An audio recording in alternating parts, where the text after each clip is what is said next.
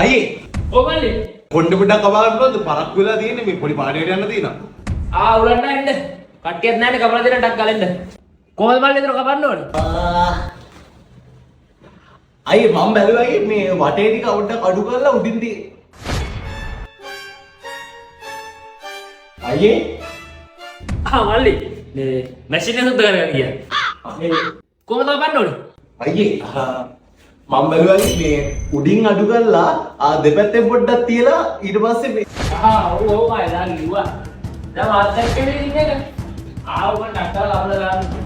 ඔගේ ආයෙත් ලයිට් එකේ දැන් ආයෙත්. අයියේ උඩ පරක් වෙලා තියෙන්නේ. කොහොමද කපන්න ඕනේ මල්ලි?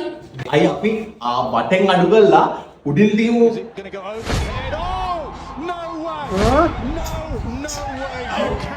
එක්කවල ඉස්සරහට නෙමෙයි දැන් මම සුබෙන් දෙල්ලම් කරනවා ටීම් එක ආසිර ගන්නවා මේ අයියේ පරක් වෙලා තියෙන ටක්කර කම්මුද? කොහොමද කපන්න ඕනේ? දෙපැත්තෙන් අඩු කරලා උඩින් නෝට් එකකට වගේ තිබ්බොත් මාර ලස්සන හැදයක් තියෙයි නේද? බබා නෑ ඔව් කස්ලගේ ඉතින් නෑන පරක්කු නෑ අහුල්ලා කියන්නකෝ ඔයා ගාව නැද්ද ඇයි කැරෙන්නේ අන්න කන්නේ ඉන්නේ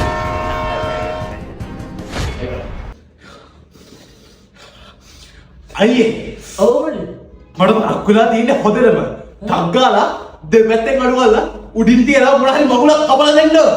අනේ මල්ලි බය වෙනවා මම ඩක් ගාලා කපලා දෙන්න මේ වයිෆ් කතා කරන් පස්සේ මතක් වුණේ මම කෑවේ නෑ. එයා පැත්තේ කඩේට ගිහිල්ලා ටී එකක් ගාලා බඩට මොනවාරි දාගෙන ඉන්න ඉස්සෙනික. තෝගේ ආච්චිට හාල් ගන්න පරක් වෙලා තියෙන්නේ.